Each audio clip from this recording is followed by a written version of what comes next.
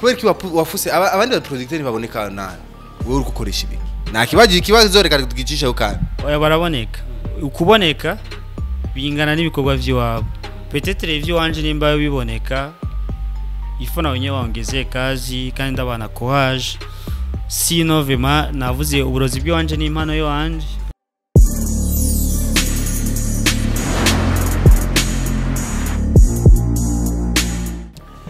Hey, welcome again. Yes, mkunigari vya Abuja Hey TV. Isaac Class Kurema see behind the camera ninde ni CK Professional. Eba no musi yankubitiye inkofero. Ibyo byama TI. So, isiwe kesi. Uno musi muri Abuja Hey TV. Ndikumwe n'umutumire ndaza kumubereka mukanya ariko ndabibutsa neza yuko utibagira kugira subscribe like na share muri commentaire yawe shiraho ivyo ubona ivyo bifuza tubane tubazanira muri Abuja Hey TV ama story yose niho yasanga kubifuza yuko dutera story ku mpanuro canke kubindi urashobora kubisanga kuri Facebook yanje ni Isaac Classic cya kuri recherche amount ES A2 na C hamuhurize ko na classic hamusho ajuta jisha nakira notification yawe tuje tuvugana tutuyaga nta bleme haina vanga uno munsi umutumire ni wa murozi aroga ama video y'abantu yaroza producteur benshi sana ariko uno munsi ni wasigaye avugwa wenyene ninde John Lar muri Bantu Boy ari kuri ama bombe boss sogua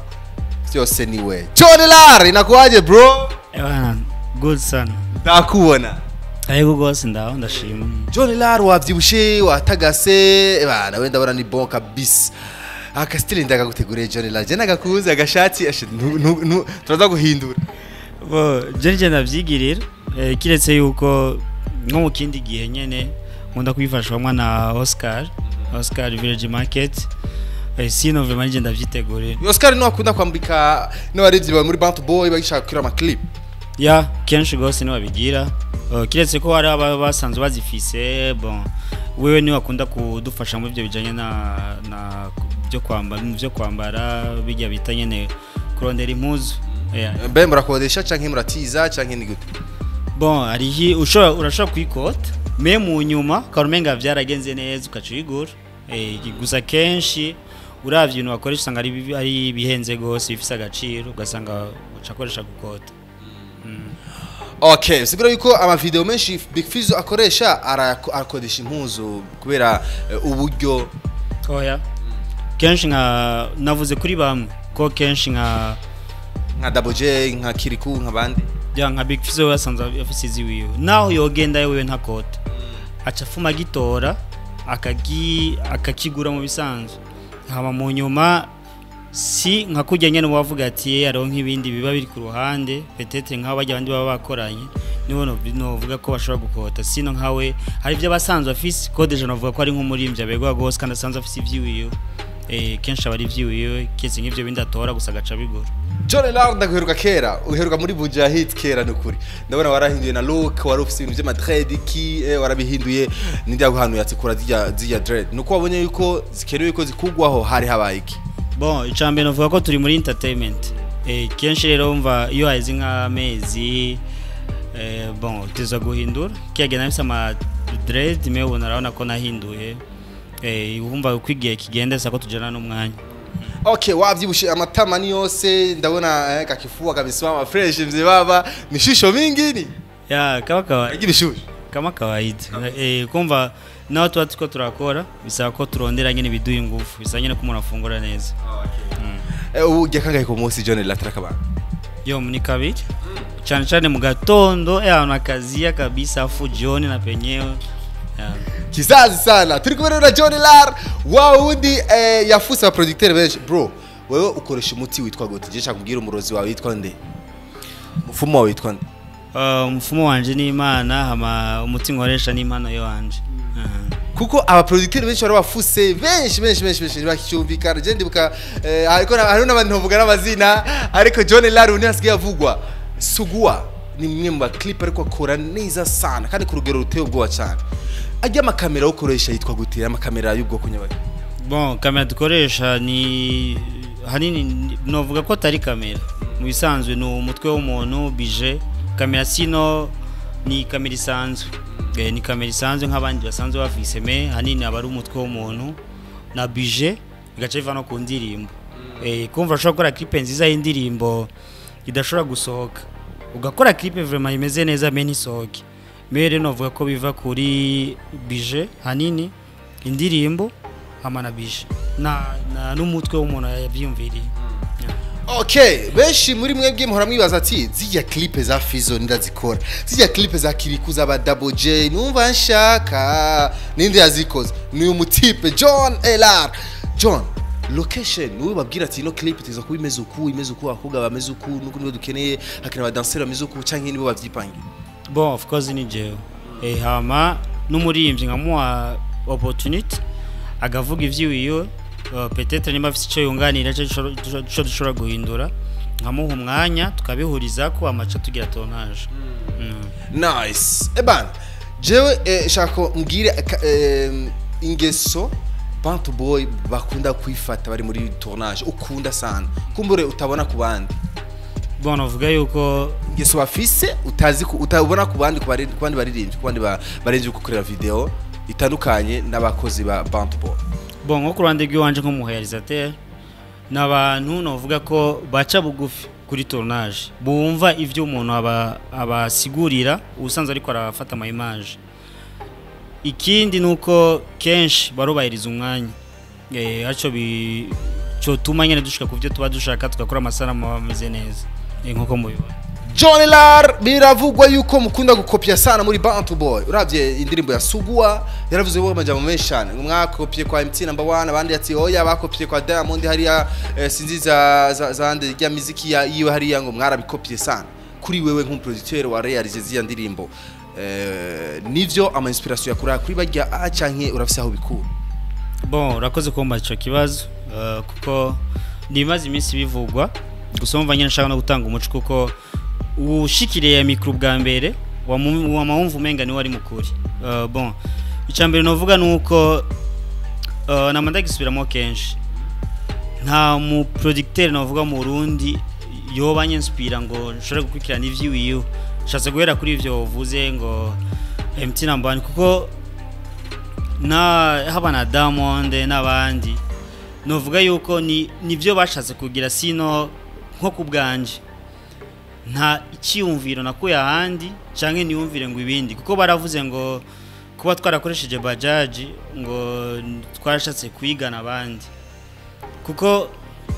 nk'ubganje nk'umurealisateur yemera sanzwe niyemera nta kuntu genda gufata nka copy vy'umurealisateur muto ku rwego je novuga ko no bangeze kwantuka sinovuga yuko nshobora gukora video ikarabwa na benshi nuko sanzwe je mvuga twubganje ndagerageza uko nshoboye ndafise uko niyemera ubganje kugira ngo igikorwa kirabwe na benshi rero novuga yuko kuba narakoze nkakoresha idea ya Bajaj deja mva nka Big Farious n'abandi bari mu ndirimbo barambwiye ati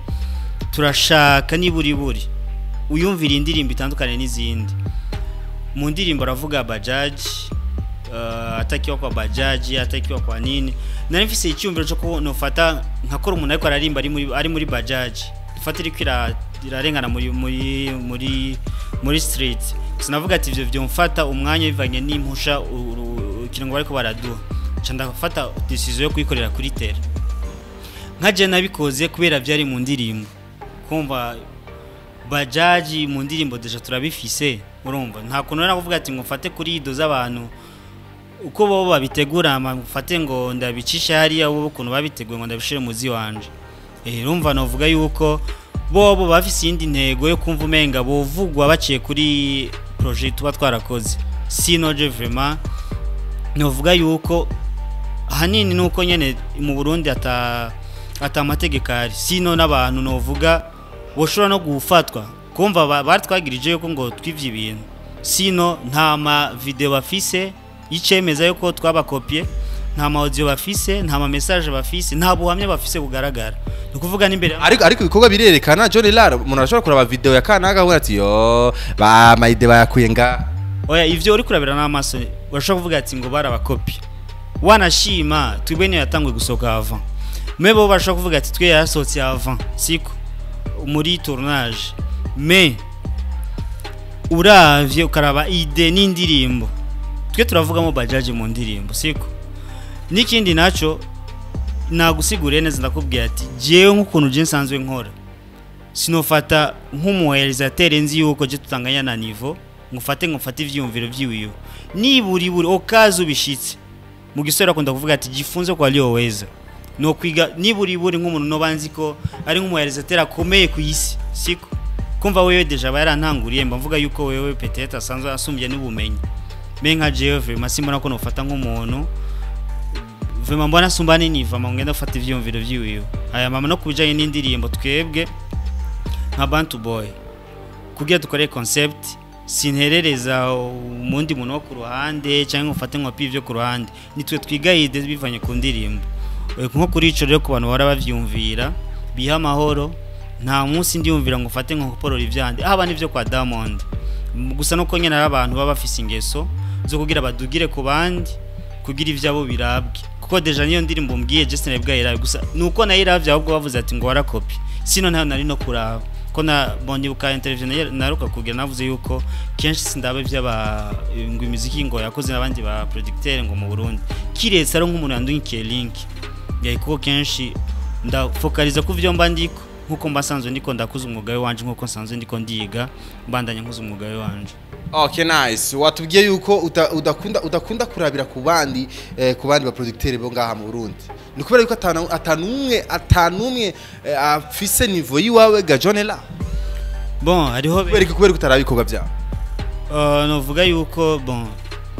sinova ngo sindabira ba compter navuze ati uwuno kila link akambwira ati ndasa ni nkuko atari bose bafite nimero yawe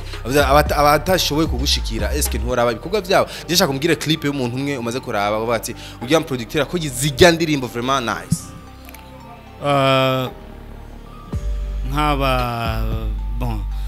nka Prince Mshinda sanzwe arimbaga realiza ndukila link nkaraba nkavuga ati ni bon haro nabandi ba Igbana ba Geraman na ba Kentspi wanashima abo bose n'abagenzi babasanzwe bafite ibikorwa deja namutaba muhuriye ko wewe urabijya ndirimbo ujya muri rimvi abashatse kwereka deja gwego wawe wageze ko peut-être ko musanzwe mukora akazi kamwe sino kuvuga ati ngo hasa umurimvyi kana kasoye indirimbo ngende kwira bakora YouTube waya ndabikora gaki wewe rero abo ba producteur uravye ibikorwa byabo bakora ubona yuko batarashikira niveau yawe ga John La sashatse kuvuga ivyo gusa bon nabivuze mu Giswahili kubera wowe watubwiye yuko ukunda kwinspira kuba producteur bari international bizigura yuko aba ba producteur ngahamwe bacu mu Burundi urabayiraba nivyo birimwe na rimwe ariko ntibiguha inspiration directement kuburyo uvuga ati ibi nashobora kubikorerako oya navyo nakorera gusa nk'aba dusanzwe mvuga ati nabavukanye turiko turakoze umuziki wacu imbere dushobora kuvuga ati bobo bageze kuri urugwego na jengeze kuri urugwego hariho vraiment abo turi kumwe mu rugamba rwo guteza ama video yacu imbere nico gituma navuga yuko shira kuvuga ati ngo ndarabe nkuremo inspiration ndaraba nko kuba mwe bamasaba impanuro kugira akambwira ati raba ubona gute nkaraba nkamubwira ati hani sawa next time bizogenda uku canke nawe nakambwira ati ebana iyo video wakoze ni sawa next time uzokora uku mena inspiration okura muri ngira atarakabanga bwira umuririmbyi nimwe maze gukorana ngaho bamwe ati nukuri producteur maze gukorana bamwe ati bro amaze kuguha impanuro wewe ati vraiment agira ukosore ngaha na nini bon kenshi simu baririmbyi ba producteur mo producteur kenshi ni novuga nka Geraman na Igbana kuko niho sanzwe novuga turi proche gose sino ubona yuko rero muri mu rugero rumwe ashobora guhanura ikintu kacumva fast ego naho yoba nsumba cyane wana musumbya agize commentaire ndegeza kumutahura gose kumva n'ibintu babifasha nyene muri kazoza cyane kuri projet mbangu ndiko ndakurikiza ndakubaze kandi Kentspi aheruka gukora clip yi yitwa Fata ya Best Life ubonye gute iha amanota sur 10 sur 10 umwigisha naho yakoze ugakora neza umunyeshuri agakora arara abantu hose bawo wihenze aksa nka Jeff Manomo 7 sur 10 izi zindi kuberiki hitoba 10 sur 10 bon nta chamacera ngo de gusa urumva nyene utunenge turahaba gusa nka jewe nshimye tugahora nawe no bimubwira mese bivugira kuri micro ari utuntu tutagize neza bon bien sûr nice ebana turi kubera John La wao ndio wanakorera clip za Fizo za Bantu Boy clip zikaze sana so good uramaze kuja kurondera location bakayikwima kenshi birashika Isaac nk'ubu urashaka kwifuza gukora kuri airport ugakorera dufate nko kuri ngo clip nakuciriyemo suguwa ngo yari preview gukorera kuri airport bira image mwashaka mukorere kuri airport oya twumva suguwa twashitse ko tuyikorera nyene muri quartier ikaba ari indirimbo hanini ivuga ivy'ubuzima nyene bwo muri quartier abo twashatse ko twakorera gusa mu buyenzi hanini nuko gusa nshaka nk'ijya yindi party ndayikoreye ku kibuga hajya ni kumutanga ndafata n'izindi party sino byo kuri airport n'ivyari birimo Bantu Boy mushaka ya aeroport mashaka haro byose bica mu mwumvikano ariko wowe watubwiye yuko hari bimaze gushika ugashaka location ntwiro hari umuntu umaze kurondera hari clip wifuje mu clip umaze gukora hari clip umaze kwifuza yuko mwukira kuri aeroport ntibikunda bon kiretse gusizo twakoreye hanze zitarasohoka sino nkizo ngaha kuri airport naho turifuza vuba ngo tuhasabe ngo tugerageze vyane kuko no mu hagati mu gisagara twama tuyifuza twaronka byose revya mabica mu mategeko nkuko leta nyene byo brija sino nkiziyinde gusa bo buri nko mu gihugu kibanyi niyo wifuza nko gukorera ahantu gasanga bisaba procedure nini bivanye n'umwanya ubufise gasaba ko wunguruza cyangwa ugahindura hari clip maze gusaba location ya ushaka location ya airport ntwiro bon nuko ntarapanga ngira yarize ivyo bintu byo gukora kuri airport nko kuri waruvuze suguwa ntitugeze twashaka sino ndibaza iyo twashaka Bantu Boy n'umuryango wagutse ndibaza twari kurondera ababijejwe tukabasaba bigakunda nice niba warakurikiranye interview twakoranye na Elise Boy twarambagije kintu natubwira ati Bantu Boy tukitaka airport bwana mara moja no nasuguwa twari kuja no kuri aeroport twahakorera ariko urumva ko batubwiye ati ntibirashikira ntibaravyiyumvira mwatubwiye ati ntibaravyiyumvira kumbere bizokunda sinzi okay nice je shaka umbwire eske wewe rero kuri wewe nka John La umuntu ashaka gukorana nawe igikorwa atari muri Bantu Boy birakunda bon bien sûr hasabwe iki numumvikana gusa kuko nzobikara master talent twarakoze wanashima twakoreye mu gihugu kibanyi ca Kongo novuga ko hanini babisaba ko muririmbye gusa yitahura agashira uburyo muri projet akaza twaganira abari sawa ni nkuko shobora gukora ku ruhande rwa Bantu Boy me agasaba yuko bigasabwa yuko amanza kuvugana n'abandongo peut-être umuryango ndimwo hama umwanya ubonetse tugakora nta kibazo nice okay ikibazo urukunda uhora ushaka bamenyesha makuru bakubaze bakikubaze ni ikihega John La hanini bigaruka kuri ivyo byo kuvuga Ela aguma mu gacerere kuko mva nk'ivyo byagarutse ngo Ela aragira ama conference ku bandi nare iryo ni kosa kuba urabira ku bandi kuri we birakujena bon biranjena kuko birababaza iyo wumvise yuko hariho nk'umuntu peut-être wobuzi kusumbya cyangwa usumbya no kwiyumvira ugafata umwanya wawe ukikoncentra mu ijoro kuko ari ikintu kibabaza kuko nujya mu rutso badufitaniye projet akumva yuko sanze nko porora mu bisanzwe mu kirundi ciza no gukoporora gutirisha yene uravyumva azuce yumva kumenga nkora mu manyanga siniyemera rero mva nk'ivyo birambabaza je tumunavuze ati iyo bari nk'ubutungane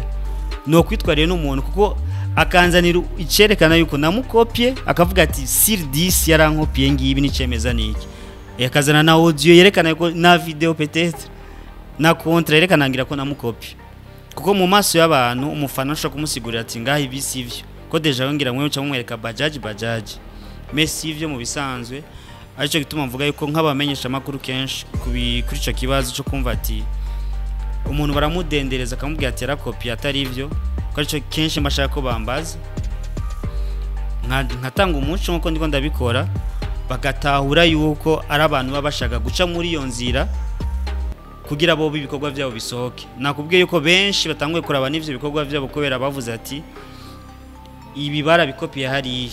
yumva warabonye ati kanaka ibi video nuko bashaka niyo wabo yuko isohoka muri ubwo buryo sino vraiment manager naniyo nari bwarabe me kuva wanda vyumvitse ati nguwe warakopi utanga views natanze views ndarabona me nivyo nabonye antuko bashobora kujisha n'ivyahe bisa neza naho twe twabisohoye avant nibimacinga n'ivyahe umva nk'uvyo nka je vraiment birambabaza en plus nuko bariko bironona akazi kiwanje nkuko je nsanzwe nkora John Lara ati rero abantu bamubwira yuko akopia biramujena sana iki ni kimwe bintu bimujena sana niyo mpamvu ariko arabitangira umuco ati msimu wari bisoko bwana msimu w'ugari bana je rero nibaze yuko ibikorwa twavuganye birakwiye je reka dusozere ku kiyago cyacu kutubazo tubiri cyangwa dutatu nadhani yakuna tatizo bros sijali okay nice kubera iki udakunda kwambara ibintu by'amasheni ibikomo isaha why mu bisanzwe je nsanzwe nk'igicwe siko nta tatuage mfise nta mashene nkunda nta marori nkunda en tout cas bivanye nuko nakuze nta nivyo nkunda okay good uheruka akazi reka takabaze mugutwi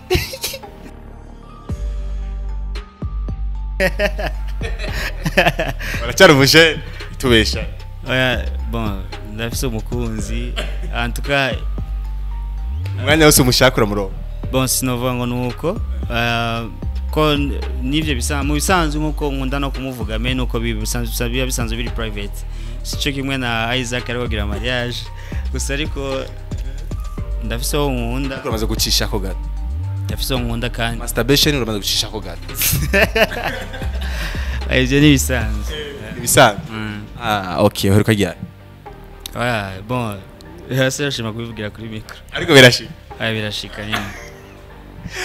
musheri wawe bana sheri wawe kweri aravyemera kwe bon navuze ko mu buzima busanzwe ko fise uwo nkunda akama umwanya kandi atahura ivyo nkora antuka narabisiguye muri interview heruka wumva uko dusanzwe tubana relation iwacu iranyoreza ko duhura kandi akanahura akaza akamfasha no muri tournage ndibaza ivyo navyo nyene si kenshi gose nice uramaze muri Bantu Boy haramaze kubaho igisanga ugasanga umukobwa Fizo yakunze Fizo arubatse reka ntumurengera karimbi umukobwa par exemple nka Double J yakunze yahuriranye nuwo Endo Mike akunze ugasanga bakunze umukobwa umwe en même temps iskene ntiraba muri Bantu Boy boss bon navuze ko Bantu Boy umuryango munini kandi bose bon ndaje kira muntu wese afite ingeso ziwiwe gusa ariko nkagiye no bavugira mu rande rwabo na abantu vraiment sanze dukorana neza kandi bari honnête nivyo vraiment ntibirashika komva harimo abubatse benshi nka Elisbo yarubatse Big Farias arubatse nabandi n'abanyeshure abandi turacara abajene bantukanije n'ubwo gwego ntiturarushikako navuga ko ivyo bishika gake bro ushaye kulana na malaya sijawahi maishani mwangu na yani sidhani kama vitaweza kutokea. Ni gituma ubona yuko not ndaya nomi wanje. Cha kwanza nitakuwa sipati samani mwili wangu na kingine yani ni ibintu vraiment novuga yuko bivangira no ko nakuze ntigera ndaniyumvira naho noba mvuga yuko ndi muri voyage meze gute ni ibintu vraiment badashobora kunshikira. Barakunda kuvuga yuko abahungu benshi bafise utuntu dutashi ku mubiri bari swing nyinshi ati bahanurwa yuko bogira mariage. John Lara ni ryari yazogira mariage? Kwanza nsubira kandi kuguhekeza kandi felicitation. Merci. Na mimi nitakualika vraiment soon. Nitakualika. John Lara wari umurozi boss. Kubera ki wafuse abandi ba producteur baboneka nani? Wewe uri gukoresha ibi. Na kibazo reka tugicisha ukana. Oya baraboneka. Ukuboneka bingana n'ibikorwa by'iwabo. Peut-être review wanje nimba biboneka ifona wenye waongezee kazi kandi ndabana courage. Sino vema navuze uburozi bw'iwanje n'impano yo wanje. Wo guhuza na Msafiri kuno mwanya wa Musabiki. Msafiri nawe narakora neza no musaba impanuro nk'umurealisateur mugenzi wanje. Antuka bajya ni mushoboka ko nogira ko inspiration. Hapana baba loko bonga sino vraiment umufumo wanje n'Imana imana uburozi bwanje n'Imana yo wanje. Nice tari kumwe na John Lara. Amazina yawe yose naya? Nasahau mapema. Tukumbushe mtu alionaga interview kule anza kawakumbuka. Bon jina nilipewa na wazazi ni Kubwimana Jean. Gusa nyene nko mu Congereza ni John. Amaila nawe narabisiguye niryo nongeye ko cyahinduka riba John la dusozere uzi indimi zingahe zitatu Igiswahili Kirundi nyene bien sûr ama n'icongereza igifaransa sigose zonzi cyane nizo zitatu hari umuntu muri bantu boye nigeze kubaza kano kabazo arakishura neza ariko reka ndawe ko nawe ukazi idrede bazita gute mu Kirundi usage nice Ana bantu boye barazi Kirundi sana bro kano kabazo nagize kubaza Indomike akishuko nyene so ndagushimire sana murakoze cyane Isaac utubazo tubiri wibuka nakubajije turekana utubazo tubiri twanyu izina ryanje y'ikirundi ibibazo bya nyuma bien sûr njo mbajije kurabo ibibiri bya nyuma nakubajije ivyo hari imbere hagati ikibazo wa journaliste batakunda kukubaza ibikunda kugora muri tournage